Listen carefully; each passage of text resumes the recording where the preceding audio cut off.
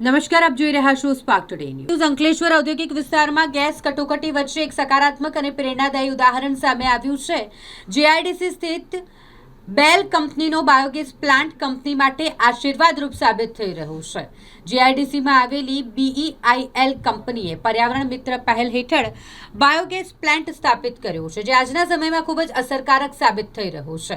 કંપનીમાં રોજિંદા આશરે 600 કામદારો માટે ભોજન બનાવવામાં આવે છે, જેમાં બાયોગેસનો ઉપયોગ કરાય છે। કંપનીમાં બે અલગ અલગ બાયોગેસ પ્લાન્ટ કાર્યરત છે, જેમાં દરરોજ 50 કિલો ફૂડ વેસ્ટમાંથી અંદાજિત 7 ક્યુબિક મીટર ગેસ અને 200 કિલો સુગર વેસ્ટમાંથી આશરે 20 ક્યુબિક મીટર ગેસનું ઉત્પાદન થાય છે। આ ગેસનો ઉપયોગ કરીને કંપનીએ એલપીજીની લગભગ 25 ગેસ બોટલો જેટલો વપરાશ ઘટાડ્યો છે। આ બાયોગેસ પ્લાન્ટ વર્ષ 2024થી કાર્યરત છે અને છેલ્લા 2 વર્ષથી સફળતાપૂર્વક કંપનીના ઉપયોગમાં લેવામાં આવી રહ્યો છે। ગેસ કટોકટીના સમયમાં આ પ્લાન્ટ કંપની માટે મોટી રાહતરૂપ સાબિત થયો છે।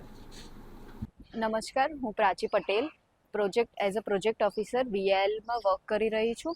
અત્યારે હાલમાં જે ક્રાઇસિસ ચાલી રહ્યા છે ગેસ રિગાર્ડિંગ, એમાં અમારા માટે બાયોગેસ પ્લાન્ટ જે છે એ ઘણો આશીર્વાદરૂપ રહ્યો છે। અમારે પર ડે ટોટલ 600 પીપલનું ફૂડ બની રહ્યું છે કેન્ટીનમાં, જેમાંથી અમને પર મંથ 25 સિલિન્ડર અમે રિપ્લેસ કરી રહ્યા છે, જે average 70 kg per day food વેસ્ટથી અમે રિપ્લેસ કરી રહ્યા છે। બાયોગેસથી એલપીજીને રિપ્લેસ કરી રહ્યા છે।